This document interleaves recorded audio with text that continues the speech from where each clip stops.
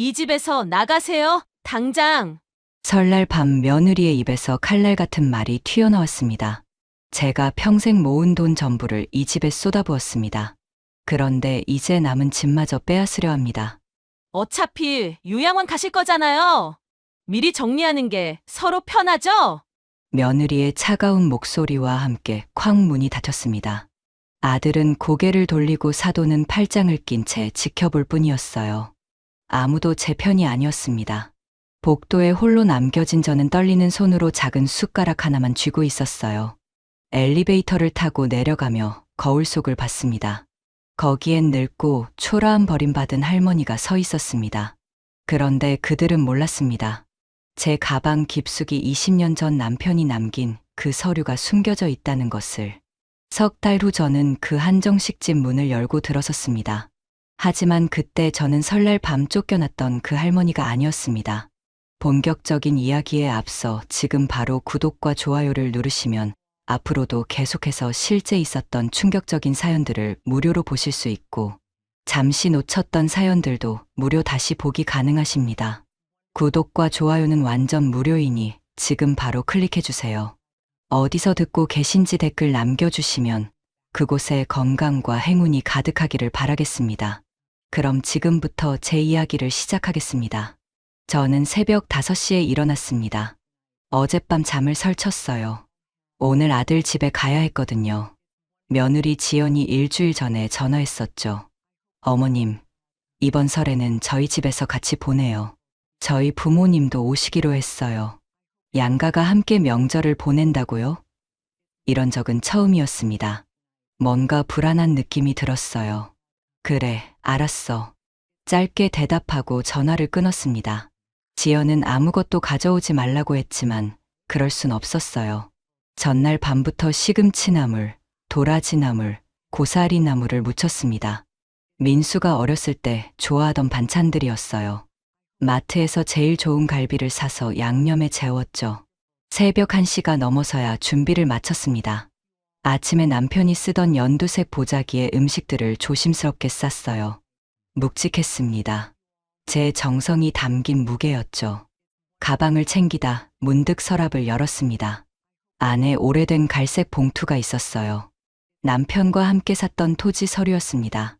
한참을 망설이다 가방 깊숙이 넣었어요. 혹시 모르니까. 오전 11시쯤 민수의 아파트에 도착했습니다. 현관 초인종을 눌렀어요. 어머님 오셨어요? 들어오세요. 지연이 문을 열었습니다. 거실에 이미 사돈 식구들이 와 있었습니다. 소파엔 지연의 어머니가 편하게 앉아 계셨어요.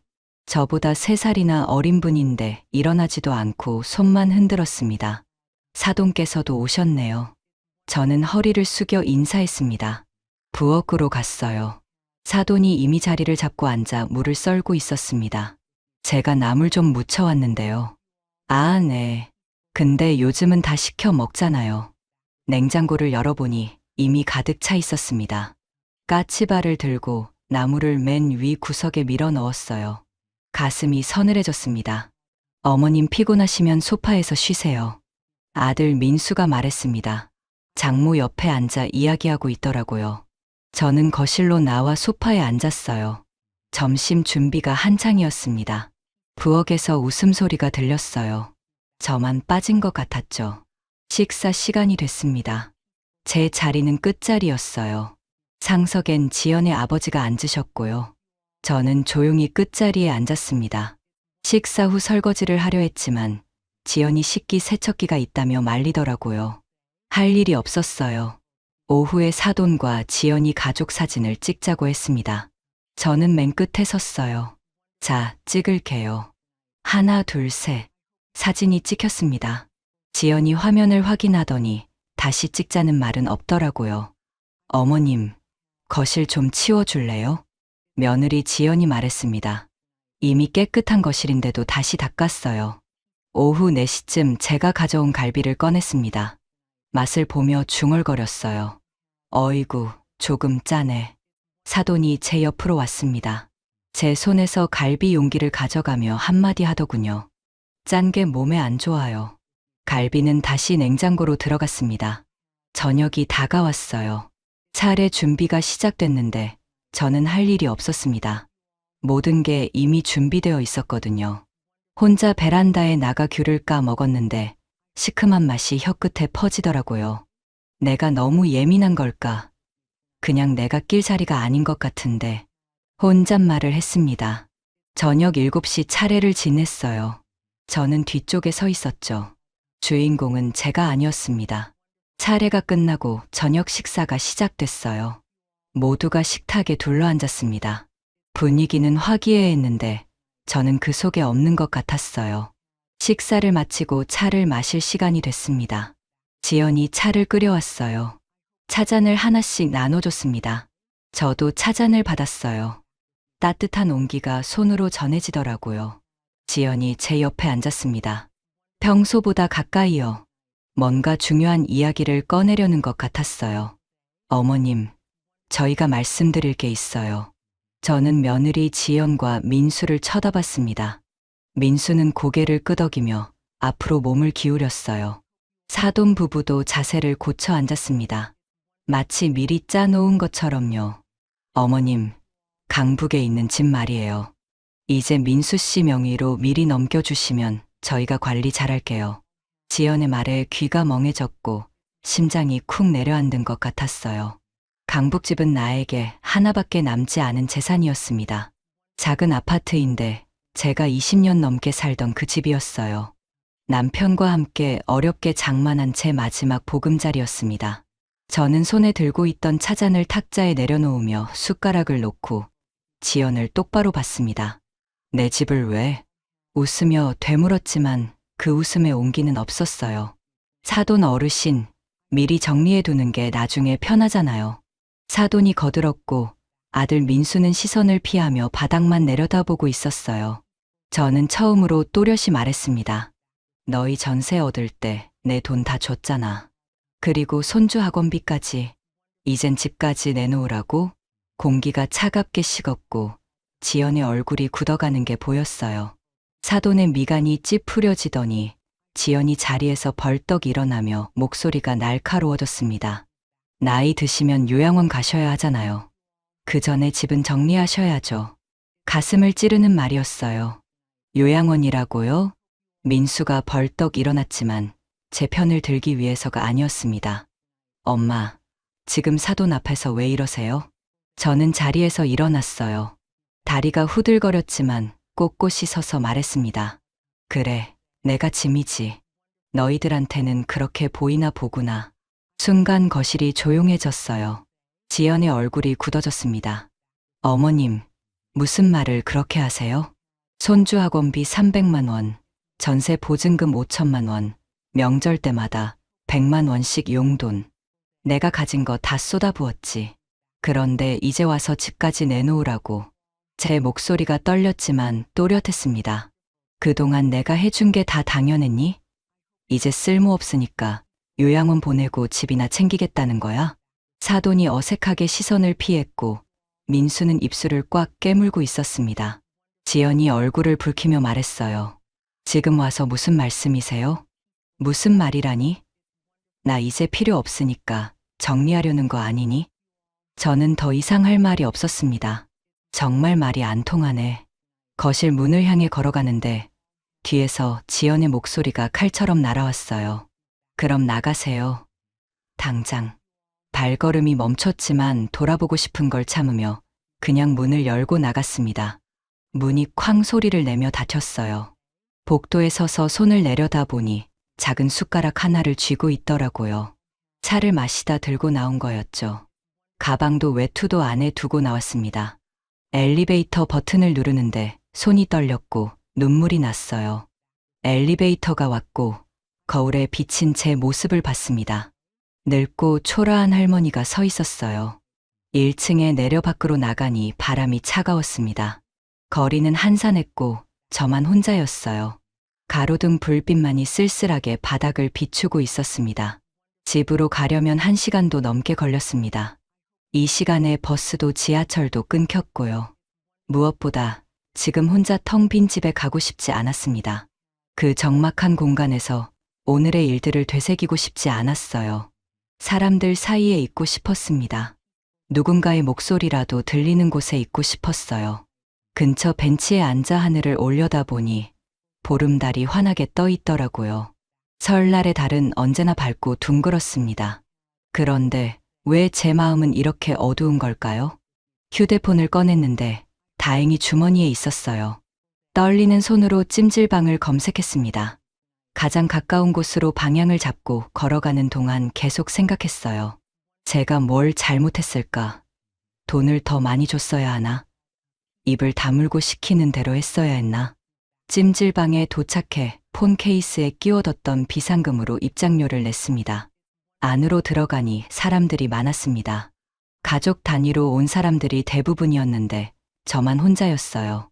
옷을 갈아입고 탕에 들어가니 뜨거운 물이 몸을 감쌌어요. 온기가 퍼졌지만 마음은 여전히 차가웠고 물거품만 바라봤습니다. 휴대폰이 울려서 확인해 보니 부재중 전화가 5통 넘게 와 있었어요. 모두 민수에게서요. 문자도 왔는데 잘못했다는 말은 없었어요. 지연에게서 온 마지막 문자를 읽었습니다. 나이 드시면 요양원 가셔야 한다고 말씀드렸잖아요. 어머님도 이해하셨을 거라 생각했는데요. 손가락이 떨렸지만 답장하지 않고 휴대폰을 끄고 다시 탕으로 들어갔어요. 밤이 깊어가고 찜질방 휴게실에 누워 천장을 보니 주변에선 사람들의 코 고는 소리가 들렸는데 저는 잠이 오지 않았어요. 주머니를 더듬으니 그 숟가락이 아직 있더라고요. 작고 차가운 금속 숟가락을 꼭 쥐며 혼잣말을 했습니다. 이제 어떻게 하지? 하지만 곧 답이 떠올랐어요. 집에 두고 온 가방이 생각났고 그 안에 든 봉투가요. 그래, 아직 나한테 내 것이 있어. 조용히 중얼거리며 내일 아침이면 집에 가서 그 봉투를 확인해야겠다고 생각했습니다. 무엇을 할지는 정확히 모르겠지만 분명한 건 있었어요. 이대로 당하고만 있진 않을 거라는 거요.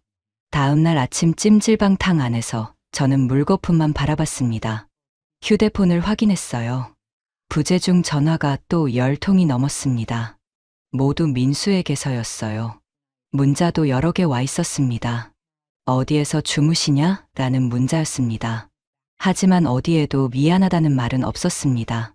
아침 8시쯤 민수에게 짧게 문자를 보냈습니다. 집 나올 때 두고 온 가방 좀 문 앞에 놓아줘. 어제 당장 나가라고 해서 챙길 겨를도 없었잖아. 손가락이 떨렸지만 전송 버튼을 눌렀어요. 곧 답장이 왔습니다. 알았어요. 지금 놓아둘게요. 찜질방을 나와 민수의 아파트로 향했습니다. 엘리베이터를 타고 올라갔어요. 현관문 앞에 제 가방이 놓여 있었습니다. 안에서 인기척이 느껴졌지만 초인종을 누르지 않았습니다. 가방을 들고 재빨리 돌아섰어요. 엘리베이터 안에서 가방을 열어보니 봉투가 그대로 있었습니다. 안도의 한숨이 나왔어요. 문 앞에 덩그러니 놓여있던 가방을 보는 순간 마치 제 신세 같았습니다. 주인한테 버림받아 밖에 내쳐진 물건처럼요. 아무도 안에서 나오지 않았어요. 인사 한마디, 미안하다는 말 한마디 없이 그냥 가방만 문 밖에 내놓은 거였죠. 가방 손잡이를 꼭 쥐었습니다. 이게 지금 제가 가진 전부였어요. 집에 도착했습니다. 문을 열고 들어서자 고요함이 저를 맞았어요. 텅 빈 집이었지만 이젠 평온하게 느껴졌습니다. 여기선 아무도 저를 무시하지 않으니까요. 소파에 앉아 가방에서 봉투를 꺼냈습니다. 낡은 갈색 봉투를 탁자 위에 놓고 한참 바라봤어요. 천천히 봉투를 열었습니다. 안에서 서류 몇 장이 나왔어요. 토지 매매 계약서였습니다. 오래전부터 보관해 둔 토지 관련 서류였죠. 지역, 이름을 확인했어요. 충청남도 아산시였습니다. 남편과 함께 20년 전에 샀던 땅이었어요. 그때는 쓸데없는 땅이라고 생각했는데 남편은 나중을 위해서라고 노후 자금이 될 거라고 했었죠. 서류를 보다가 제 이름 도장이 흐릿해진 걸 발견했습니다. 혹시 등기에 문제가 있으면 어쩌나 싶어 메모장에 적었어요. 등기부를 확인해 봐야 했어요. 문득 옆집 김 아줌마 아들 생각이 났습니다. 대학생인데 컴퓨터를 잘 다뤄요. 전화를 걸었습니다. 아줌마, 저 영자예요. 혹시 준호 있어요? 네네. 잠깐만요. 곧 준호가 전화를 받았습니다. 할머니, 무슨 일이세요? 준호야, 미안한데 할머니 좀 도와줄 수 있니? 등기부등본이라는 걸 떼야 하는데. 아, 인터넷으로 뽑으시려고요? 제가 가서 도와드릴게요. 10분쯤 지나 준호가 왔습니다. 노트북을 들고 왔더라고요. 할머니, 주소 알려주세요. 서류를 보여주며 설명했어요. 준호는 능숙하게 키보드를 두드렸습니다. 화면에 뭔가 막 떴다가 사라지고, 클릭하고, 또 뭔가 입력하고. 할머니, 신용카드 있으세요? 1,000원 정도 결제해야 해요. 카드를 건넸습니다. 준호가 카드 번호를 입력하더니 곧 프린터에서 종이가 나왔어요. 다 됐어요. 할머니, 여기요. 어머, 고마워. 이거 얼마 줄까? 괜찮아요. 할머니, 이런 거 금방이에요. 준호는 웃으며 돌아갔습니다. 떨리는 손으로 종이를 집어들었습니다. 소유자란을 봤어요. 김영자. 제 이름이 선명하게 적혀 있었습니다. 여전히 제 땅이었어요. 다행이다. 안도의 한숨이 나왔습니다. 사실 오래전 일이라 혹시 남편이 팔아버린 건 아닌지, 세금을 못 내서 압류된 건 아닌지 걱정이 됐었거든요. 서류 도장도 흐릿해서 불안했고요. 하지만 확인해 보니 여전히 제 명의였습니다. 가슴이 두근거렸어요. 이 땅이 정말 저한테 있다는 게 새삼 실감 났습니다. 휴대폰에 메모를 만들었습니다. 마지막으로 큰 글씨로 적었어요. 아무에게도 말하지 말 것. 특히 아들 내외에게는. 텔레비전을 켰습니다. 점심 뉴스였어요. 경제 뉴스가 나오고 있었는데 무심코 보던 중 갑자기 귀가 번쩍 뜨이는 소리가 들렸습니다. 충청남도 아산시 탕정면 일대 산업단지 확장 개발이 본격화되면서 앵커가 말하고 있었어요. 저는 소파에서 벌떡 일어나 텔레비전 앞으로 다가갔습니다. 심장이 쿵쾅 뛰었어요. 화면에 지도가 나왔는데 붉은색으로 표시된 개발 지역이 보였어요. 특히 탕정면 일대는 대기업 공장 증설과 함께 주거단지, 개발도 예정되어 있어 현재 평당 시세가 400만 원을 넘어섰습니다. 탕정면이라고요? 평당 400만 원이요? 제 땅이 있는 바로 그곳이잖아요. 손이 떨렸습니다. 휴대폰을 들어 메모를 다시 확인했어요. 맞습니다. 충남 아산시 탕정면. 1000평. 리모컨이 손에서 떨어졌어요. 서둘러 계산기를 찾아 두드렸습니다. 1000평 곱하기 400만 원. 화면에 뜬 숫자를 보는 순간 숨이 멎는 줄 알았어요. 40억 원. 설마. 정말. 혼잣말을 했습니다. 하지만 가슴이 계속 두근거렸어요. 오후에 민수에게서 전화가 왔습니다. 받지 않았어요. 며느리에게서도 문자가 왔어요. 손주 영업이 이야기였습니다. 많이 들어간다고 도와줄 수 있냐고요. 저는 답장하지 않았습니다. 예전 같았으면 바로 보내줬을 겁니다. 하지만 이젠 달랐어요. 저녁을 먹고 서류를 다시 봉투에 넣었습니다. 서랍 깊숙이 넣어 잠갔어요. 아무도 찾을 수 없는 곳에요. 침대에 누워 천장을 바라봤습니다. 어젯밤 지연이 한 말이 다시 떠올랐어요. 요양원이라는 말이요. 나를 요양원에 보내려고. 중얼거렸는데 순간 울컥했어요. 하지만 동시에 각오가 섰습니다. 전화를 걸어 봐야겠다. 오래된 이웃 만식에게요. 동네 부동산 중개소를 운영하는 사람이었죠. 혹시 이 땅에 대해 뭔가 알고 있을까요? 내일 아침에 전화해보자. 그래. 아직 나한테 내 것이 있지. 혼잣말을 했습니다. 이제부터는 제가 제 인생의 운전대를 잡을 겁니다. 눈을 감았어요. 이번엔 편안하게 잠이 왔습니다. 꿈속에서 저는 넓은 들판을 걷고 있었어요. 혼자였지만 외롭지 않았습니다. 다음 날 아침 저는 일찍 일어났습니다. 새벽 6시였는데 커피를 끓여 마시며 창밖을 보니 하늘이 조금씩 밝아오고 있었어요. 아침 9시에 만식에게 전화를 걸었고 3번째 벨이 울릴 때 그가 받았어요. 만식 씨, 저예요. 혹시 오늘 시간 되세요? 뵙고 싶은데요. 목소리를 가다듬으며 말했는데 만식은 잠깐 멈칫하더니 오후 2시에 사무실로 오라고 했어요. 전화를 끊고 시계를 보니 5시간이 남았습니다. 씻고 나서 옷장 앞에 섰습니다. 무엇을 입어야 할까 고민하며 손이 옷걸이를 하나씩 넘겼어요. 화려한 옷은 아니었지만 너무 격식을 차린 것도 이상했습니다. 회색 바지를 꺼냈습니다. 남편이 좋아하던 바지였어요. 블라우스는 연한 베이지색으로 골랐는데 단정하면서도 정중해 보였습니다. 가디건도 하나 준비했어요. 오후엔 쌀쌀할 수 있으니까요. 옷을 갈아입고 거울 앞에 섰습니다. 70이 넘은 할머니가 서 있었어요. 주름진 얼굴, 흰 머리. 하지만 오늘은 달라 보이고 싶었습니다. 머리를 정돈하고 립스틱을 살짝 바르며 거울 속 제 눈을 똑바로 봤어요. 괜찮아. 넌 할 수 있어. 이건 내 권리야. 소리내어 말했는데 목소리가 떨렸습니다. 다시 한번 말했어요. 넌 잘못한 게 없어. 당당해. 핸드백을 챙기며 서랍을 열었습니다. 그 갈색 봉투가 있었는데 손으로 만져보니 낡고 구겨진 봉투였지만 안에 든 서류는 제 미래였습니다.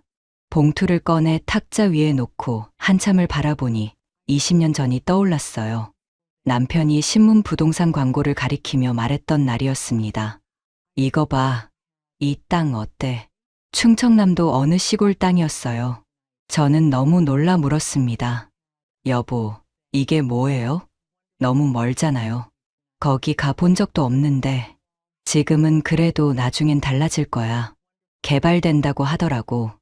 우리 노후 자금이야. 남편은 확신에 차 있었습니다. 저는 반신반의했지만 남편을 믿었고 평생 모은 돈 8천만 원을 땅에 쏟아부었어요. 주변 사람들은 쓸데없는 짓이라고 허벌판에 돈을 버린다고 했지만 남편은 흔들리지 않았습니다. 영자야, 걱정 마. 이게 우리 노후 자금이 될 거야. 내 말 믿어. 남편의 목소리가 귓가에 들리는 것 같아서 저는 봉투를 가슴에 꼭 안았어요. 여보, 당신 말이 맞았어요. 정말 맞았어. 중얼거렸습니다. 집을 나서 버스 정류장으로 걸어갔습니다. 평소에 자주 다니던 길이었지만 오늘은 모든 게 다르게 보였어요. 버스를 기다리며 주변을 둘러봤습니다. 슈퍼마켓 아주머니가 가게 문을 열고 있었고 세탁소 앞엔 빨래가 걸려 있었어요. 평범한 아침 풍경이었지만 제게는 특별했습니다. 버스가 왔고 뒷자리에 앉아 창밖을 보니 익숙한 동네가 지나갔습니다. 민수가 다니던 초등학교가 보였어요. 저 놀이터에서 얼마나 많이 놀았던가. 엄마, 그네 밀어줘요. 민수의 목소리가 들리는 것 같았습니다. 작고 귀여웠던 아들이 이제는 제게 집을 내놓으라고 하는 어른이 되었네요. 버스가 시장 앞을 지나갔습니다. 명절 때마다 장을 보던 곳이었는데 민수가 좋아하는 반찬 재료를 사고 손주 간식을 고르던 곳이었어요. 이젠 그럴 일도 없겠죠. 가슴이 아팠지만 눈물이 나지는 않았습니다. 이미 다 흘렸으니까요. 만식의 사무실이 있는 건물 앞에 도착했습니다. 버스에서 내려 건물을 올려다보니 2층 작은 사무실이었어요. 발이 떨어지지 않아서 계단 앞에 서서 한참을 망설였습니다. 들어가면 모든 게 시작되는 거야. 정말 이래도 되는 걸까? 혼잣말을 했지만 설날 밤이 떠올랐어요. 문 닫히는 소리, 복도에 선 제 모습, 손에 쥔 숟가락, 그리고 그럼 나가세요. 당장. 지연의 목소리가 귓가에 맴돌았습니다. 심호흡을 하고 계단에 발을 올렸어요. 한 계단, 두 계단. 천천히 올라가 2층에 도착해 복도를 걸어 만식의 사무실 문 앞에 섰습니다. 유리문 너머로 만식이 책상에 앉아 있는 게 보였어요. 문 손잡이에 손을 올리니 떨렸습니다. 한 번 더 심호흡을 하고 문을 밀었어요. 어서 오세요. 앉으세요. 만식이 의자를 권했고 저는 앉으며 핸드백을 무릎에 올려놓았어요. 손이 떨렸는데 만식이 물을 따라주며 무슨 일이냐고 물었습니다. 저는 핸드백에서 봉투를 꺼내 천천히 서류를 펼쳤어요. 토지 매매 계약서가 나왔고 만식에게 건넸습니다. 만식은 서류를 받아 들고 읽기 시작했는데 처음엔 무심하게 보던 눈이 점점 커졌습니다. 안경을 고쳐 쓰고 다시 보며 지역명을 확인하고 면적을 확인하고 매입 날짜를 확인했어요. 영자 씨, 이거 김 사장님이랑 같이 사신 땅이죠? 만식이 조심스럽게 물었습니다. 김 사장님. 남편을 그렇게 부르던 만식이었어요. 네, 맞아요. 20년 전에 남편이 제 명의로 샀어요. 김 사장님, 참 성견지명이 있으셨지요. 그때 이 땅을 사시다니. 만식의 목소리가 따뜻했습니다. 돌아가신 남편을 그렇게 존경하는 투로 말해주는 사람이 있다는 게 감사했어요. 저는 눈시울이 뜨거워졌습니다. 만식 씨도 기억하시는군요. 물론이죠. 그때 제가 중개했잖아요. 김 사장님이 얼마나 고민하셨는지 주변에서 다들 말렸는데도 확신하셨어요. 만식이 웃으며 말했습니다. 남편이 노후 자금이 될 거라고 했어요. 맞으셨네요. 김 사장님 말씀이. 만식은 다시 서류를 보고는 저를 보며 물었어요. 이거 혹시 뉴스 못 보셨어요? 만식의 목소리가 떨렸고 저는 고개를 살짝 끄덕이며 되물었습니다. 무슨 뉴스? 만식은 컴퓨터를 켜서 뉴스 기사를 검색했어요. 화면에 기사가 떴는데 제가 산 지역이 포함되어 있었습니다. 만식이 손가락으로 화면을 가리켰어요. 여기요.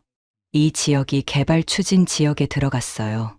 보상 절차도 곧 시작될 거래요. 심장이 쿵쾅 뛰고 입이 바싹 말랐습니다. 물을 한 모금 마셨어요. 보상이요? 네. 개발 지역으로 묶이면 정부나 지자체에서 토지를 매입하거든요. 보상금을 주고요. 그럼 제 땅이 돈이 된다는 건가요? 만식은 최근 시세표를 꺼내고 지도 앱도 켜서 보여줬습니다. 인근 땅들의 거래 가격이 적혀 있었는데 숫자가 너무 컸어요. 저는 정확히 이해하지 못했지만 한 가지는 알았습니다. 쓸데없는 땅이라고 생각했던 게 생각보다 큰 돈이 될 수도 있다는 거요. 정확한 금액은 나중에 감정평가를 받아봐야 알겠지만 만식이 종이에 숫자를 적었고 저는 그 숫자를 보고 숨이 멎는 줄 알았어요. 최소한 이 정도는 될 거예요. 정말이요? 만식은 고개를 끄덕이며 물었습니다. 등기부는 확인하셨어요? 저는 핸드백에서 등기부등본을 꺼내 보여줬고 만식은 꼼꼼히 확인했습니다. 제 이름이 선명하게 적혀 있었어요. 좋아요. 소유권은 확실하네요. 영자 씨, 김 사장님이 정말 잘하셨어요. 이 땅 하나로 노후 걱정 없으시겠어요? 만식의 말에 눈물이 핑 돌았습니다. 남편한테 고마워해야겠어요. 이제 뭘 하실 건지 결정하셔야죠. 개발이 확정되면 보상금을 받을 수 있지만 시간이 걸려요. 지금 팔면 빠르게 현금화할 수 있고요. 저는 잠시 생각했어요. 뭘 해야 할까요? 천천히 생각해 보세요. 급한 건 아니니까요. 만식이 말하고는 조심스럽게 덧붙였습니다. 그리고 이거 아직 아무한테도 말씀 안 하셨죠? 저는 고개를 끄덕였어요. 좋아요. 일단은 비밀로 해두세요. 특히 가족한테요. 사람들이 알면 복잡해져요. 특히 돈 문제는요. 제가 오랫동안 이 일하면서 많이 봤어요. 돈 앞에서 가족도 변합니다. 만식의 말에 설날 밤이 떠올랐습니다. 알겠어요. 비밀로 할게요. 저는 고개를 끄덕였고 만식은 명함을 한 장 더 주며 말했어요. 언제든 연락하세요. 제가 도와드릴게요. 저녁을 먹고 소파에 앉아 생각했습니다. 어제 그 복도가 떠올랐어요. 문 닫히는 소리, 손에 쥔 숟가락, 눈물. 가슴이 아팠습니다. 하지만 이젠 달랐어요. 분노만 있는 게 아니었습니다.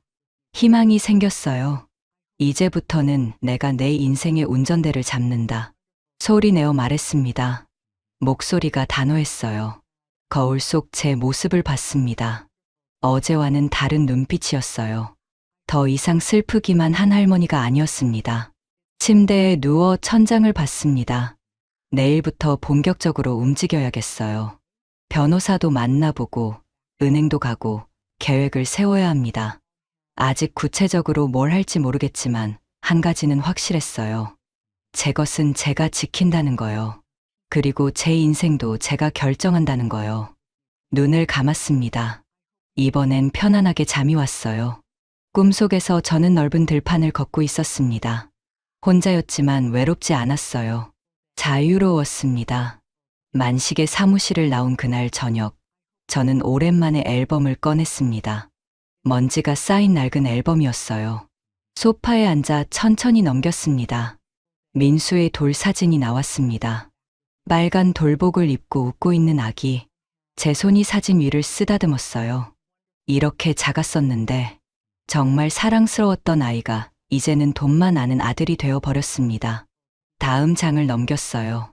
민수의 초등학교 입학식 사진이 나왔는데 남편이 민수를 어깨에 태운 모습이었습니다. 행복했던 시절이었어요.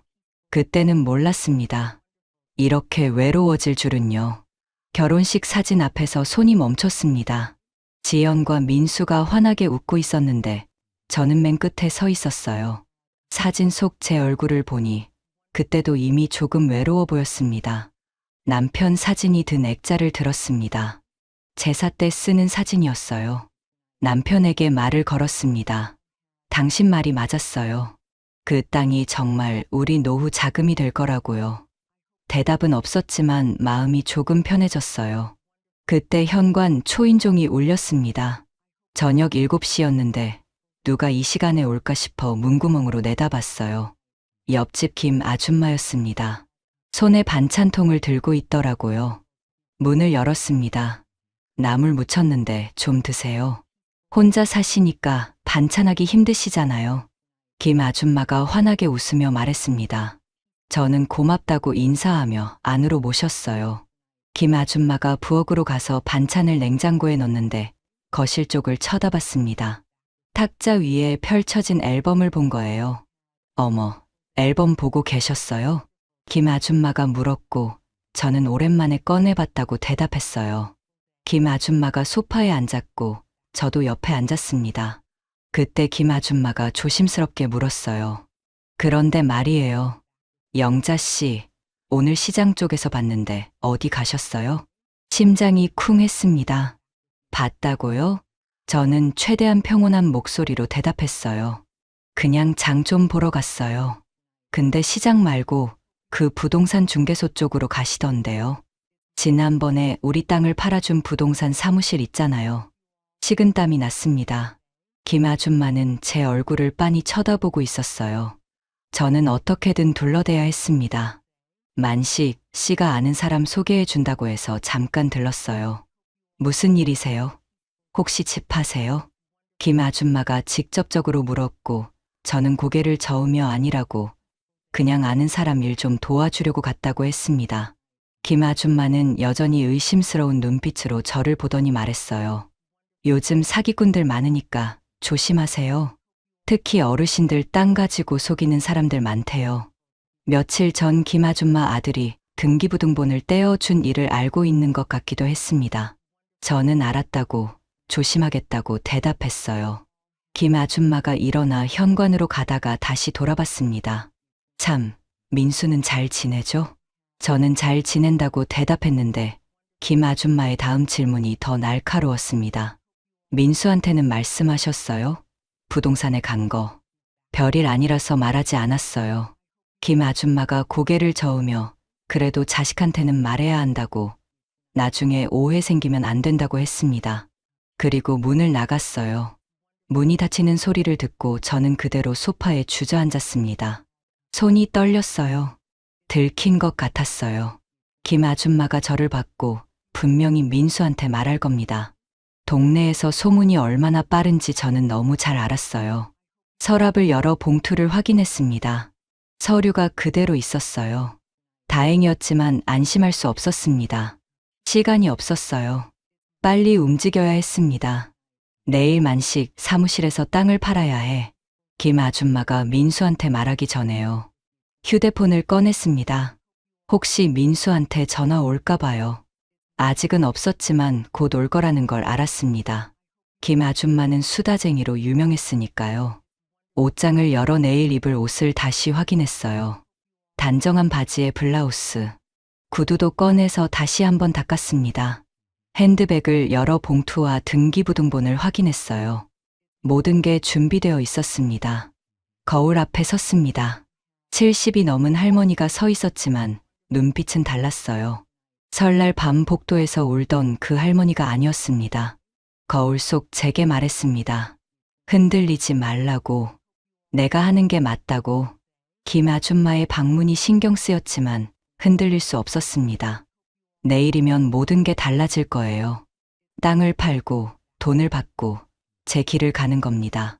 더 이상 며느리 눈치 보지 않아도 되고 누가 저를 요양원에 보낼 수도 없습니다. 제 돈으로 제가 원하는 곳에서 제가 하고 싶은 대로 살 거예요. 눈을 감고 내일을 생각했어요. 이제부터 나를 위한 인생이라고. 다음 날 오후 2시, 저는 만식의 사무실 앞에 서 있었습니다. 다행히 아직 민수한테 연락은 오지 않았어요. 김 아줌마가 아직 말을 하지 않은 것 같았습니다. 어제 만식이 말했던 땅 매수자를 만나는 날이었어요. 심호흡을 한번 하고 문을 열었습니다. 만식이 책상에 앉아 있었고 그 옆에 낯선 남자분이 앉아 계셨습니다. 만식이 저를 보자 일어나 소개했어요. 남자는 40대 중반쯤 되어 보였습니다. 정장을 단정하게 입고 있었어요. 일어나 악수를 청했습니다. 안녕하세요. 김상훈이라고 합니다. 건설 쪽 일을 하고 있어요. 저는 악수를 받으며 앉았습니다. 손이 떨렸어요. 만식이 차를 내왔습니다. 김상훈은 서류 가방에서 지도를 꺼냈어요. 제 땅이 개발 구역 한가운데 있다고, 꼭 필요한 땅이라고 설명했습니다. 손가락으로 지도를 가리키며 자세히 말해줬어요. 저는 고개를 끄덕이며 들었습니다. 얼마에 사실 건지 물어봐도 될까요? 목소리가 떨렸어요. 김상훈은 종이에 숫자를 적어 저에게 건넸습니다. 숫자를 보는 순간 숨이 멎는 줄 알았어요. 만식이 어제 말한 것보다 더 큰 금액이었습니다. 현금으로 바로 드릴 수 있습니다. 계약금은 오늘, 나머지 돈은 2주일 안에 드리겠습니다. 정말 이렇게 주실 수 있어요? 김상훈은 자기네가 급하다고 빨리 시작해야 한다고 말했어요. 저는 만식을 받고 만식은 고개를 끄덕이며 괜찮다는 신호를 보냈습니다. 저는 다시 김상훈을 보고 팔겠다고 말했어요. 만식이 계약서를 꺼냈고 김상훈이 서류 가방에서 인감도장을 꺼냈습니다. 저도 핸드백에서 도장을 꺼냈는데 손이 계속 떨렸어요. 계약서를 읽기 시작했습니다. 토지 위치, 면적, 금액을 하나하나 확인하며 만식이 옆에서 설명해 줬어요. 그때였습니다. 휴대폰이 울렸어요. 심장이 철렁 내려앉았습니다. 핸드백에서 휴대폰을 꺼내 화면을 보니 민수였어요. 만식과 김상훈이 저를 쳐다봤고 저는 휴대폰을 쥔 손이 떨렸습니다. 지금 받으면 안 됩니다. 계약이 깨질 수도 있을 것 같아서. 죄송합니다. 잠깐만 기다려 주세요. 말하고 전화를 끊었습니다. 손이 후들거렸어요.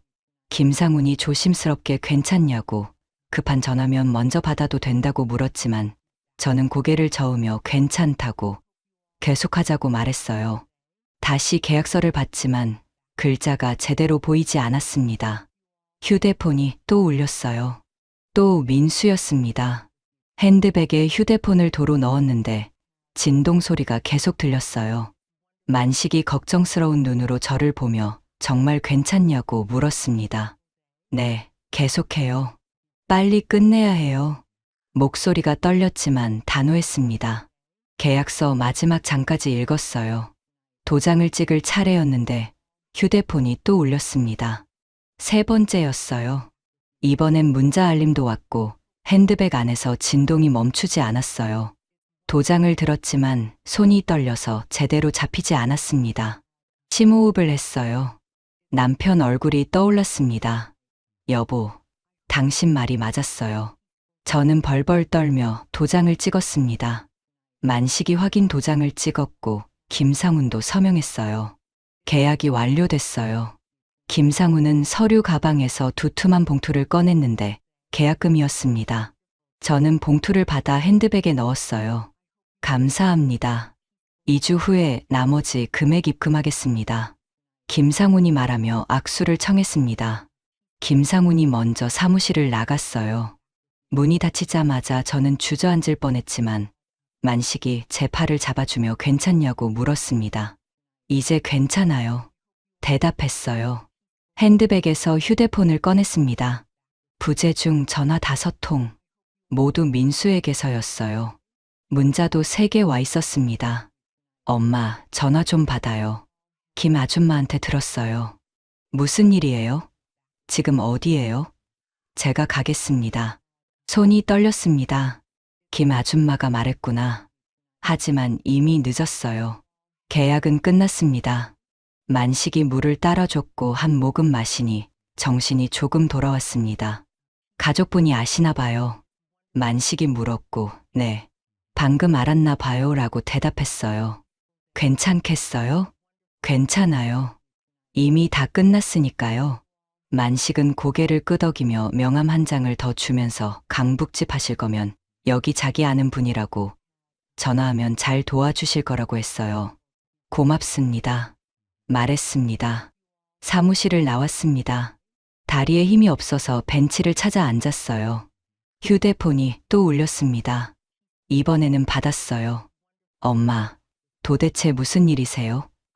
김 아줌마가 엄마가 부동산 가셨다는데 민수의 목소리가 다급했습니다. 응, 갔다 왔어. 대답했어요. 무슨 일로요? 혹시 집 파는 거예요? 아니야. 다른 일이야.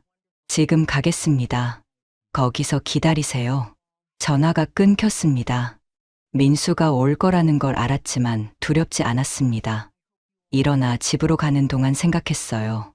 이미 땅은 팔렸고 계약금도 핸드백 안에 있으니까요. 집에 도착하고 얼마 지나지 않아 초인종이 울렸습니다. 예상대로 민수였어요. 숨을 헐떡이며 들어왔는데 얼굴이 상기되어 있었습니다. 민수가 거실을 둘러보며 탁자 위를 살폈습니다. 김 아줌마가 부동산 갔다고 했다면서요. 무슨 일이에요? 다그쳤는데 저는 그냥 친구 일 도와준 거라고 별일 아니라고 말했어요. 민수가 의심스러운 눈으로 저를 빤히 쳐다봤습니다. 뭔가 더 캐묻고 싶어 하는 것 같았지만 부엌으로 가더니 냉장고를 열어보고 다시 거실로 와서 서랍 쪽을 쳐다봤어요. 하지만 증거가 없었습니다. 서류는 이미 만식한테 넘겼고 계약금은 핸드백 깊숙이 숨겨놨거든요. 민수는 한참을 머뭇거리다 말했습니다. 엄마, 혹시 무슨 문제 있으면 저한테 말씀하세요. 알았어. 대답했습니다. 민수는 한참 더 서성이다가 돌아갔고 문이 닫히자 저는 그제야 한숨을 쉬었어요. 아슬아슬했습니다. 민수가 돌아간 후 저는 한참을 그대로 서 있었습니다. 문 닫히는 소리가 아직 귓가에 맴돌았고 다리에 힘이 풀려 소파로 가서 주저앉았어요. 다행히 토지에 관한 이야기는 모르는 것 같았습니다. 만약 알았다면 그냥 돌아가지 않았겠죠. 핸드백에서 봉투를 꺼냈습니다. 두툼했어요. 정말 제 거였고 아무도 뺏을 수 없는 제 돈이었습니다. 하지만 마음이 편하지 않았어요. 민수가 의심하고 있었고 언제 또 찾아올지 몰랐으니까요. 만식이 준 명함을 꺼냈습니다.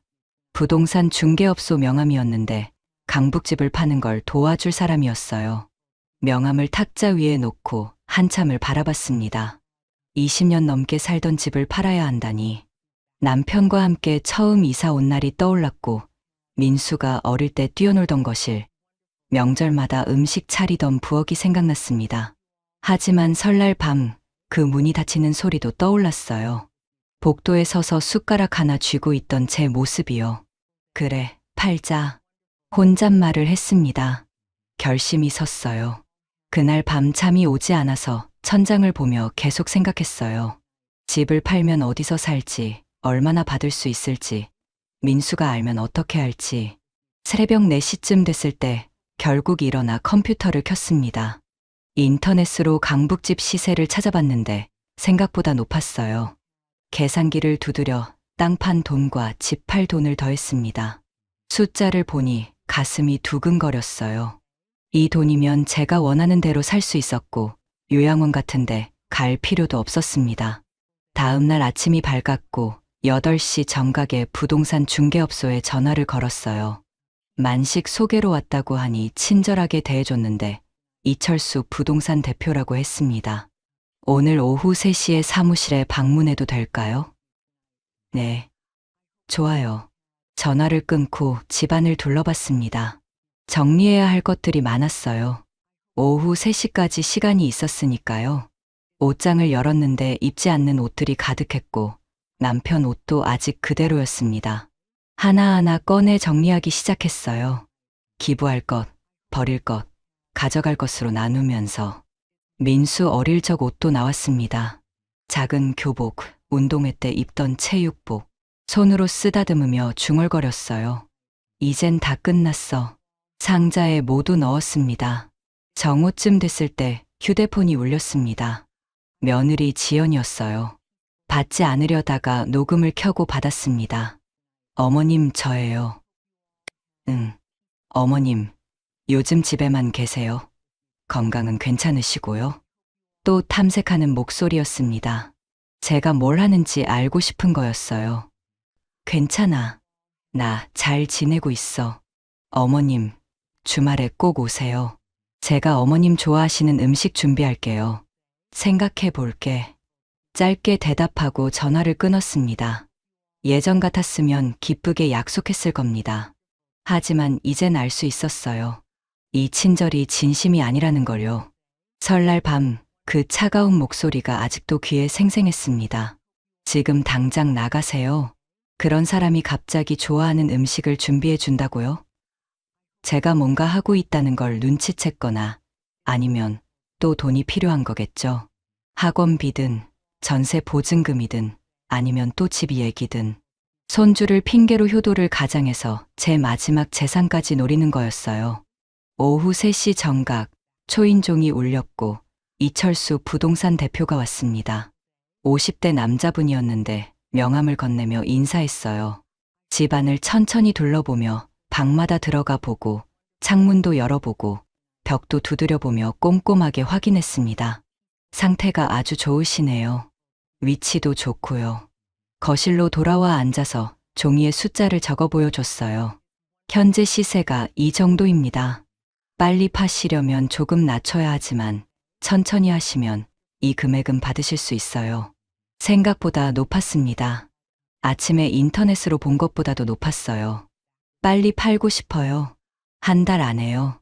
이철수 대표가 고개를 끄덕이며 알겠다고, 그럼 시세보다 조금 낮춰서 내놓겠다고 했어요. 한 달이면 충분하다고 했습니다. 조심스럽게 물었어요. 비밀 유지해 주시는 거죠? 이철수 대표가 웃으며 비밀 유지는 기본이라고 걱정 말라고 했습니다. 내일부터 매물로 나갑니다. 이철수 대표가 돌아간 후 저는 혼자 집안을 걸었습니다. 거실, 부엌, 안방, 작은 방. 마지막으로 걷는 것 같았어요. 이제 정말 끝이구나. 혼잣말을 했습니다. 슬프지 않았어요. 오히려 후련했습니다. 저녁을 먹고 노트를 꺼내 할 일을 적기 시작했어요. 첫째, 변호사 찾기. 둘째, 공증. 셋째, 새집 알아보기. 인터넷으로 변호사를 검색했는데 상속증여 전문 변호사 사무실이 여러 개 나왔어요. 리뷰를 읽어보다가 유진 변호사 사무실이 눈에 들어왔습니다. 친절하다는 후기가 많았어요. 내일 전화해 봐야겠다 생각했습니다. 밤 9시쯤 휴대폰이 울렸습니다. 민수였어요. 녹음을 켜고 받았습니다. 엄마, 요즘 뭐 하세요? 혹시 어디 아프신 건 아니고요? 아니야. 괜찮아. 엄마, 주말에 꼭 오세요. 그래. 생각해 볼게. 전화를 끊고 녹음을 저장했습니다. 컴퓨터 앞에 앉아 유진 변호사 사무실 홈페이지를 열었어요. 상담 신청 버튼을 눌러 이름, 전화번호, 상담 내용을 적었습니다. 생전 재산 처분 및 공증 상담 희망. 제출 버튼을 누르니 내일 연락 온다고 했어요. 침대에 누웠습니다. 오늘 하루 많은 일이 있었어요. 집을 매물로 내놓고 변호사 상담 신청하고 민수와 지연 전화 녹음하고 모든 게 빠르게 움직이고 있었고 돌아갈 수 없는 길이었습니다. 하지만 후회하지 않았어요. 눈을 감았습니다. 내일이면 변호사에게서 연락이 올 거고, 그럼 공증을 하러 가야 합니다. 모든 걸 법으로 정해야 해요. 민수도, 지연도, 아무도 제 재산을 건드릴 수 없게요. 잠이 들기 전 마지막으로 생각했습니다. 이제 진짜 시작이야. 내 인생이. 땅을 판 다음 날 아침, 현관 초인종이 울렸습니다. 문을 열자 택배 기사가 큰 상자를 들고 서 있었어요. 서명을 하고 상자를 받아 거실로 들고 와서 열어보니 고급 과일 세트가 들어 있었습니다. 사과, 배, 포도. 보기만 해도 비싼 게 느껴졌어요. 카드가 하나 꽂혀 있어서 열어봤는데 맛있게 드세요라는 메시지를 적어놨더군요. 가슴이 철렁했습니다. 민수가 이런 선물을 보낸 게 언제였죠? 적어도 5년은 된 것 같았는데 왜 갑자기 이러는 걸까요? 곧 휴대폰이 울렸고 민수였습니다. 녹음을 켜고 받았어요. 과일 받으셨어요? 민수의 목소리는 유난히 들뜬 것 같았습니다. 제철 과일로 골랐어요. 자랑하듯 말하더니 이번 주말엔 꼭 시간 내달라고 했어요. 지연이가 갈비찜 준비해놨어요.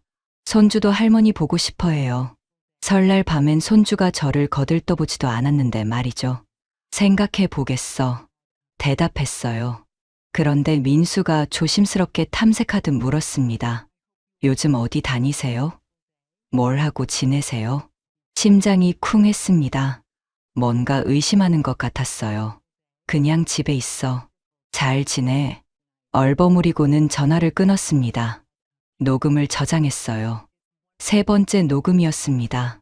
그날 오후 또 택배가 왔는데 이번엔 한우 세트였습니다. 1kg이 넘었고 또 민수 이름으로 온 거였어요. 포장을 뜯어보니 최고급 한우였습니다. 저녁 때 지연에게서도 전화가 왔습니다. 녹음을 켜고 받았어요. 과일이랑 고기 받으셨어요? 물으며 토요일에 꼭 오라고 했습니다. 어머님이 좋아하시는 음식을 다 준비하겠습니다. 저는 직접적으로 물었습니다. 지연아, 근데 왜 갑자기 이러니? 설날 때랑 너무 다르잖아. 순간 전화 너머가 조용해졌습니다. 지연이 당황한 목소리로 사과했어요. 그때는 정말 잘못했어요. 내키지 않는 목소리로 이야기했습니다. 그리고는 또 물었어요. 요즘 뭘 하시기에 바쁘세요? 무슨 볼일을 보세요? 또 같은 질문이었습니다. 도와드릴까 한다는 말까지 덧붙이며 계속 캐물었어요. 아니야. 혼자 할 수 있어. 짧게 대답하고 전화를 끊었습니다. 4번째 녹음이었어요. 예전 같았으면 기뻤을 거예요. 하지만 이젠 알 수 있었습니다. 이 친절이 진심이 아니라는 걸요. 설날 밤 그 차가운 목소리가 아직도 귀에 생생했어요. 당장 나가라고 소리치던 그 목소리 말이죠. 그런 사람이 갑자기 좋아하는 음식을 준비해 준다고요? 제가 뭔가 하고 있다는 걸 눈치챘거나 아니면 또 돈이 필요한 거겠죠. 고급 과일과 한우로 제 마음을 사려는 거였습니다. 다음 날 저는 민수에게 먼저 전화를 걸었습니다. 녹음을 켜고 전화를 걸었어요. 토요일에 가겠어. 점심 먹으러 가겠어. 민수의 목소리가 환해졌어요. 감사합니다. 기다리고 있겠습니다. 그런데 식당에서 먹자고 했어요. 밖에서 먹자. 지연이도 힘들 것 같아. 한정식집이 어떨까? 민수가 당황하며 집에서 먹어도 된다고 했지만 밖에서 먹는 게 낫겠다고 말했습니다. 그리고 덧붙였어요. 그리고 민수야, 지연이 부모님도 같이 오시라고 해. 다 같이 밥 먹자. 전화 너머로 민수가 당황하는 게 느껴졌습니다. 사돈 어른들까지 오라고 하세요? 놀라는 목소리였어요. 그래. 다 같이 모여야 해. 할 얘기도 있어. 민수가 알겠다고, 그렇게 하겠다고 대답했어요. 전화를 끊고 미소를 지었습니다. 이제 거의 다 됐어요. 토요일이면 모든 게 끝날 겁니다. 그날 오후 사돈에게서 전화가 왔는데 처음 오는 전화였어요. 녹음을 켜고 받았습니다. 토요일에 같이 식사한다고 들었습니다. 조심스러운 목소리로 말을 꺼냈습니다. 요즘 자식 있는 집은 다 그렇게 한답니다. 미리 정리하는 거라고요. 나중에 복잡해지면 안 좋잖아요. 또 그 이야기였습니다. 집 이야기요. 토요일에 자세히 얘기하죠. 대답하고 전화를 끊었습니다. 전화 녹음을 저장했어요. 5번째 녹음이었습니다. 이제 충분했습니다. 노트를 꺼내 토요일에 할 말들을 적기 시작했어요. 어떻게 시작할지, 뭐라고 말할지를 하나하나 적어 나갔습니다. 그리고 다른 종이를 꺼내 제 앞으로의 계획을 적었어요. 적다 보니 마음이 설렜습니다. 이제 제 인생이 시작되는 거예요. 70이 넘었지만 이제부터가 진짜 제 인생입니다. 금요일 저녁, 유진 변호사에게 전화를 걸었습니다. 내일 한정식 집에 같이 가줄 수 있어요? 가족들한테 말할 거예요. 제가 뭘 했는지 말할 거예요. 변호사는 알겠다고 몇 시에 어디로 가면 되냐고 물었어요. 낮 12시, 여감 한정식 집에서 만나요. 도와주셔서 감사합니다. 이야기했더니 변호사는 어르신이 잘하신 거라고 대답했어요. 전화를 끊고 옷장을 열었습니다. 내일 입을 옷을 골랐는데 단정한 한복을 꺼냈어요. 남편 제사 때 입던 거였습니다. 잘 다려서 걸어두고 구두도 닦았습니다. 핸드백도 정리했어요. 침대에 누워 천장을 봤습니다. 내일이면 모든 게 끝나요. 민수도, 지연도, 사돈도 알게 될 겁니다. 제가 더 이상 만만한 사람이 아니라는 걸요. 손에 힘을 주었는데 떨리지 않았어요. 무섭지도 않았고 오히려 후련했어요. 눈을 감았습니다. 내일을 기다리며요. 내일이면 제가 제 인생을 되찾는 날입니다. 토요일 아침, 저는 새벽 5시에 일어났습니다. 잠이 오지 않았어요. 오늘이 그날이었으니까요. 깨끗이 씻고 한복을 입었습니다. 거울을 보니 단정해 보였어요. 머리를 빗고 립스틱을 살짝 바르며 오랜만에 화장을 했습니다. 핸드백을 챙기면서 안에 녹음 파일이 든 휴대폰과 공증 서류 4본, 그리고 얇은 봉투 하나를 넣었어요. 봉투 안엔 100만 원이 들어 있었습니다. 11시 반에 집을 나서 택시를 탔습니다. 여감 한정식집까지 10분 거리였어요. 한정식집 앞에 도착했을 때 유진 변호사가 먼저 와 있었습니다. 단정하게 옷을 입고 서류 가방을 들고 있었는데 준비되었냐고 물었어요. 저는 오히려 후련하다고 대답했습니다. 유진 변호사는 미소를 지으며 함께 안으로 들어갔어요. 주인이 나와 저를 맞으며 예약한 방으로 안내해 줬습니다. 넓은 방이었고 큰 테이블이 가운데 놓여 있었어요. 저는 상석에 앉았고 유진 변호사는 제 옆에 앉았습니다. 문을 열어두고 기다렸어요. 낮 12시 정각, 현관에서 민수의 목소리가 들렸습니다. 곧 문이 열리며 민수가 먼저 들어왔고 지연이 그 뒤를 따라왔습니다. 그리고 사돈 부부가 들어왔어요. 민수가 환하게 웃었지만 곧 표정이 굳었습니다. 유진 변호사를 본 거였어요. 누구세요? 민수가 물었고 저는 제 변호사라고 소개했습니다. 방 안 공기가 차갑게 식었습니다. 지연이 저를 쳐다봤고 사돈도 어리둥절한 표정이었습니다. 민수가 떨리는 목소리로 왜 변호사가 필요하냐고 물었어요. 저는 앉으라고 말하며 밥 먹으면서 천천히 얘기하자고 했습니다. 모두 자리에 앉았는데 민수는 제 맞은편에, 지연은 그 옆에, 사돈 부부는 그 옆에 앉았어요. 주인이 음식을 들고 왔습니다. 갈비찜, 불고기, 생선구이가 정성스럽게 차려진 상이었지만 아무도 젓가락을 들지 않았습니다. 저만 천천히 밥을 한 숟가락 떴어요. 민수가 참지 못하고 대체 무슨 일이냐고 물었습니다.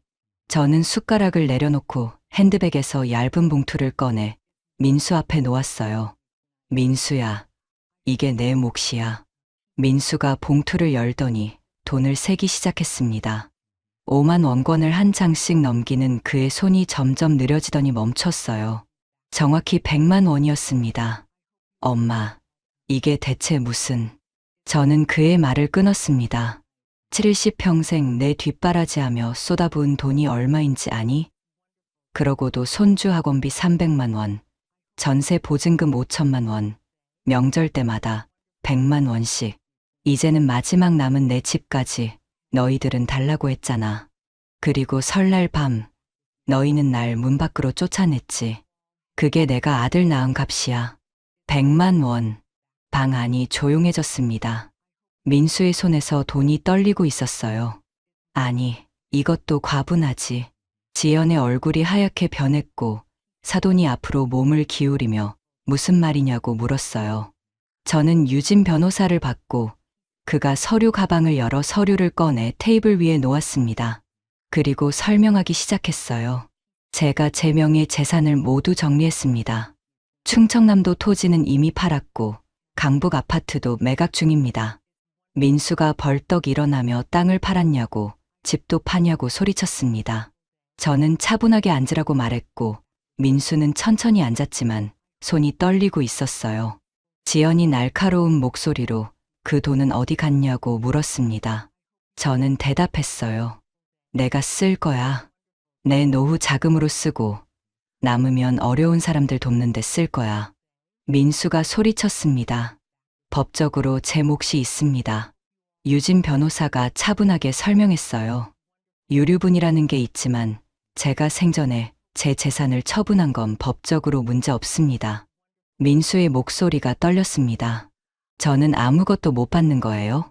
저는 테이블 위 봉투를 가리켰습니다. 100만 원 있잖아. 그게 내 효도의 값이야. 지연이 자리에서 일어나며 저희를 뭐로 보느냐고 이렇게까지 할 거냐고 물었습니다. 저는 지연을 똑바로 보며 물었어요. 지연아, 설날 밤 기억나니? 지연의 입이 다물어졌습니다. 그날 복도에 버려진 게 나였지. 손에 숟가락 하나 들고 쫓겨난 할머니. 그게 나였어. 지연이 아무 말도 하지 못했고 사돈이 일어나 말했습니다. 요즘 다들 그렇게 미리 정리한답니다. 저는 사돈을 보며 물었어요. 그래요. 그럼 사돈은 사돈 재산을 지연이한테 다 주셨어요? 사돈의 얼굴이 붉어지며 아무 말도 하지 못했습니다. 저는 핸드백에서 휴대폰을 꺼내며 말했어요. 다 녹음했어. 민수 전화, 지연 전화, 사돈 전화. 전부. 민수의 얼굴이 하얗게 변했습니다. 저는 말을 이었어요.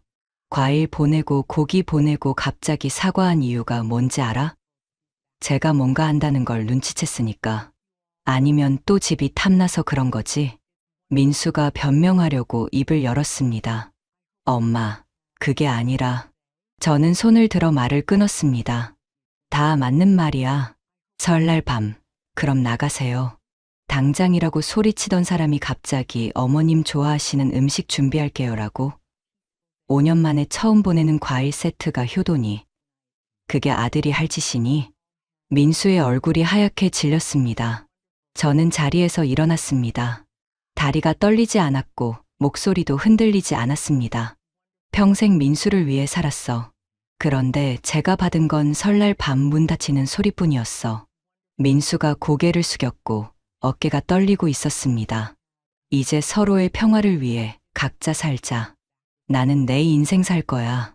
저는 유진 변호사를 받고 그가 고개를 끄덕이며 함께 자리에서 일어났습니다. 밥값은 제가 냈어. 천천히 드세요. 문을 열고 나가려는데 민수가 불렀습니다. 엄마.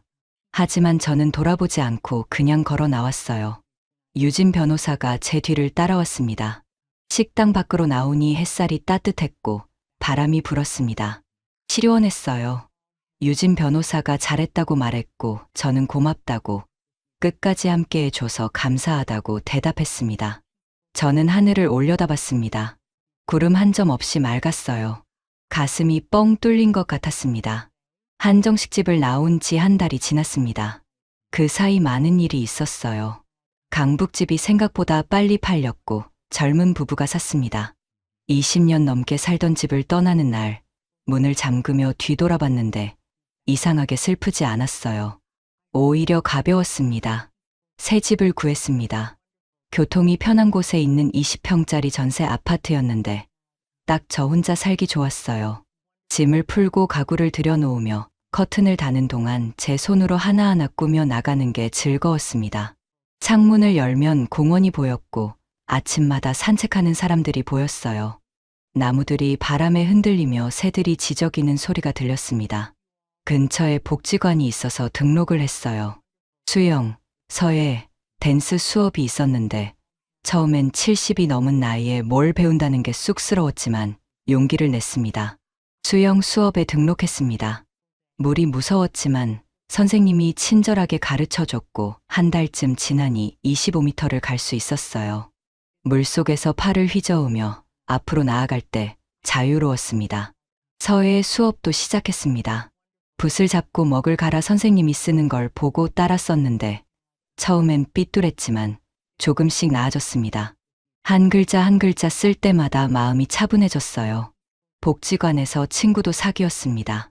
김할머니, 이할머니, 박할머니 모두 비슷한 나이였고 수업 끝나고 차를 마시며 이야기를 나눴어요. 각자의 이야기가 있었는데 다들 힘든 시간을 견뎌온 분들이었습니다.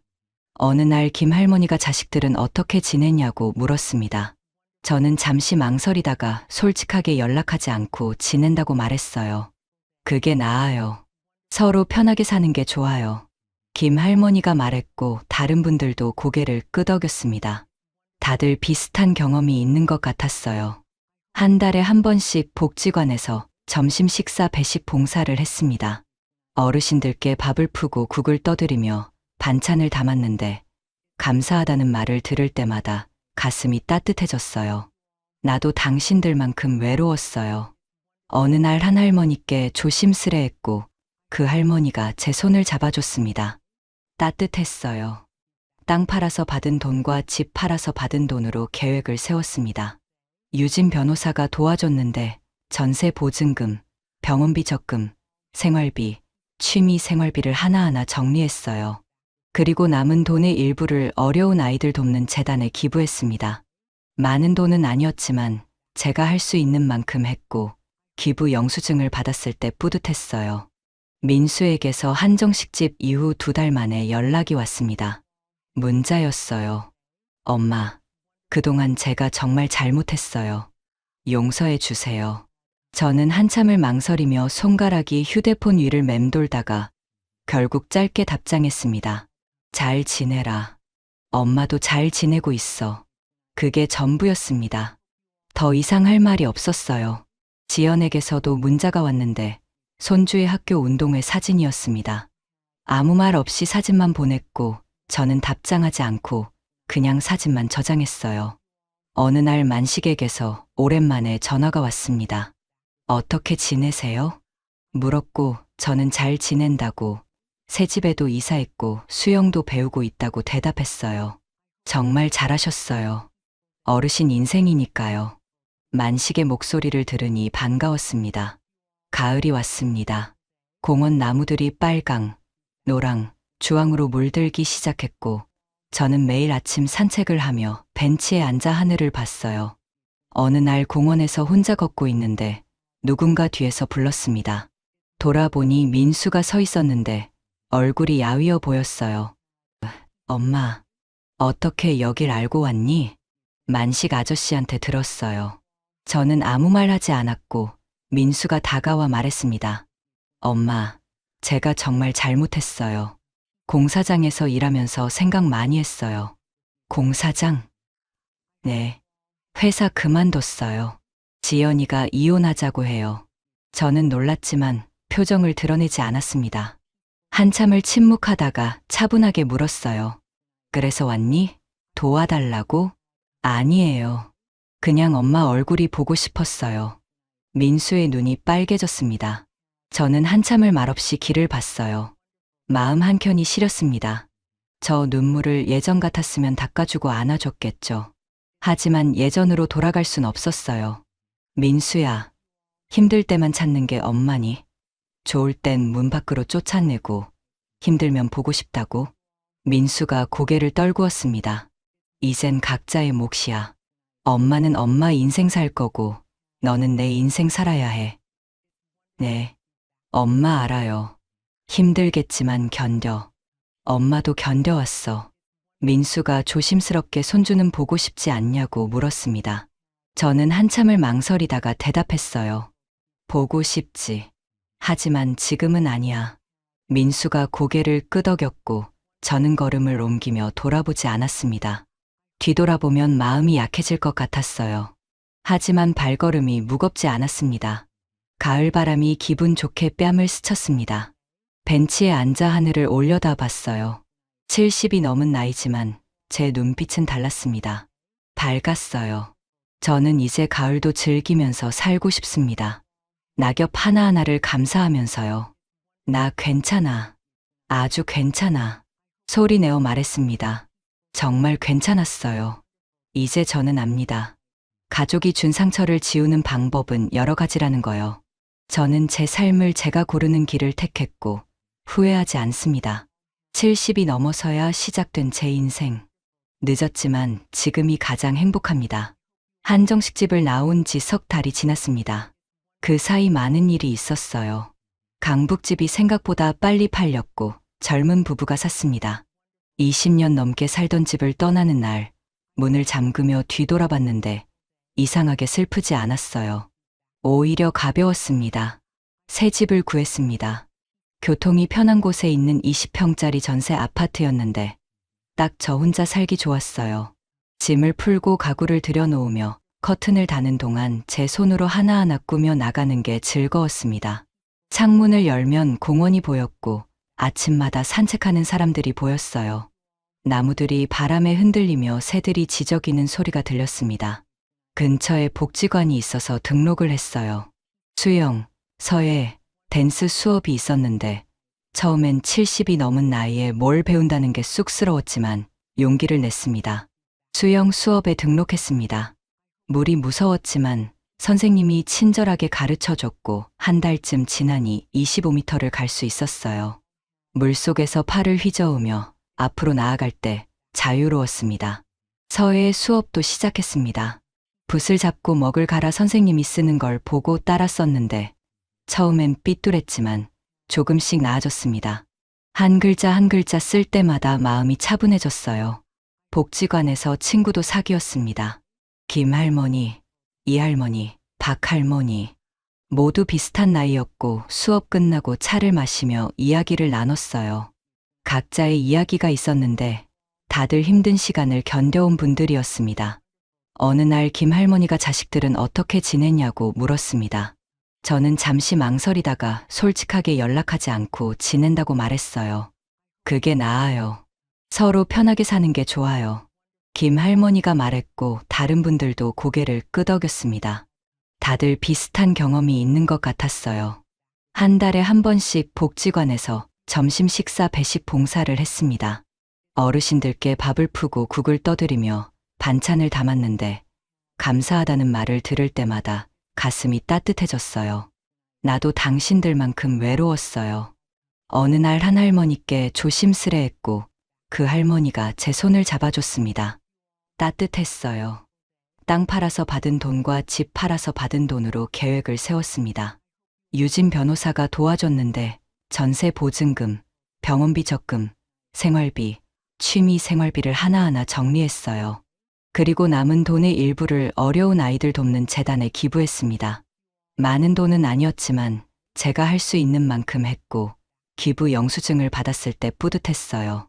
민수에게서 한정식집 이후 2달 만에 연락이 왔습니다. 문자였어요. 엄마, 그동안 제가 정말 잘못했어요. 용서해 주세요. 저는 한참을 망설이며 손가락이 휴대폰 위를 맴돌다가 결국 짧게 답장했습니다. 잘 지내라. 엄마도 잘 지내고 있어. 그게 전부였습니다. 더 이상 할 말이 없었어요. 지연에게서도 문자가 왔는데 손주의 학교 운동회 사진이었습니다. 아무 말 없이 사진만 보냈고 저는 답장하지 않고 그냥 사진만 저장했어요. 어느 날 만식에게서 오랜만에 전화가 왔습니다. 어떻게 지내세요? 물었고 저는 잘 지낸다고, 새 집에도 이사했고 수영도 배우고 있다고 대답했어요. 정말 잘하셨어요. 어르신 인생이니까요. 만식의 목소리를 들으니 반가웠습니다. 가을이 왔습니다. 공원 나무들이 빨강, 노랑, 주황으로 물들기 시작했고 저는 매일 아침 산책을 하며 벤치에 앉아 하늘을 봤어요. 어느 날 공원에서 혼자 걷고 있는데 누군가 뒤에서 불렀습니다. 돌아보니 민수가 서 있었는데 얼굴이 야위어 보였어요. 엄마, 어떻게 여길 알고 왔니? 만식 아저씨한테 들었어요. 저는 아무 말 하지 않았고 민수가 다가와 말했습니다. 엄마, 제가 정말 잘못했어요. 공사장에서 일하면서 생각 많이 했어요. 공사장? 네. 회사 그만뒀어요. 지연이가 이혼하자고 해요. 저는 놀랐지만 표정을 드러내지 않았습니다. 한참을 침묵하다가 차분하게 물었어요. 그래서 왔니? 도와달라고? 아니에요. 그냥 엄마 얼굴이 보고 싶었어요. 민수의 눈이 빨개졌습니다. 저는 한참을 말없이 길을 봤어요. 마음 한켠이 시렸습니다. 저 눈물을 예전 같았으면 닦아주고 안아줬겠죠. 하지만 예전으로 돌아갈 순 없었어요. 민수야, 힘들 때만 찾는 게 엄마니? 좋을 땐 문 밖으로 쫓아내고 힘들면 보고 싶다고? 민수가 고개를 떨구었습니다. 이젠 각자의 몫이야. 엄마는 엄마 인생 살 거고 너는 내 인생 살아야 해. 네, 엄마 알아요. 힘들겠지만 견뎌. 엄마도 견뎌왔어. 민수가 조심스럽게 손주는 보고 싶지 않냐고 물었습니다. 저는 한참을 망설이다가 대답했어요. 보고 싶지. 하지만 지금은 아니야. 민수가 고개를 끄덕였고 저는 걸음을 옮기며 돌아보지 않았습니다. 뒤돌아보면 마음이 약해질 것 같았어요. 하지만 발걸음이 무겁지 않았습니다. 가을 바람이 기분 좋게 뺨을 스쳤습니다. 벤치에 앉아 하늘을 올려다봤어요. 70이 넘은 나이지만 제 눈빛은 달랐습니다. 밝았어요. 저는 이제 가을도 즐기면서 살고 싶습니다. 낙엽 하나하나를 감사하면서요. 나 괜찮아. 아주 괜찮아. 소리내어 말했습니다. 정말 괜찮았어요. 이제 저는 압니다. 가족이 준 상처를 지우는 방법은 여러 가지라는 거요. 저는 제 삶을 제가 고르는 길을 택했고 후회하지 않습니다. 70이 넘어서야 시작된 제 인생. 늦었지만 지금이 가장 행복합니다. 오늘 김영자 할머니의 이야기 어떠셨나요? 설날 밤 며느리 지연 씨와 아들 민수 씨, 그리고 사돈 어른들 앞에서 쫓겨나셨지만 결국 당신의 인생을 되찾으신 영자 할머니. 이 할머니께 하고 싶은 말씀이 있으시면 여러분의 생각을 댓글로 편하게 나눠주세요. 이 따뜻한 이야기가 더 많은 분들께 위로가 될 수 있도록 공유해 주신다면 여러분의 일상에도 기분 좋은 일들이 찾아올 거예요. 항상 건강하시고 행복한 날 되시길 바라며 오늘 하루도 소중한 시간 함께 해주셔서 진심으로 감사드립니다.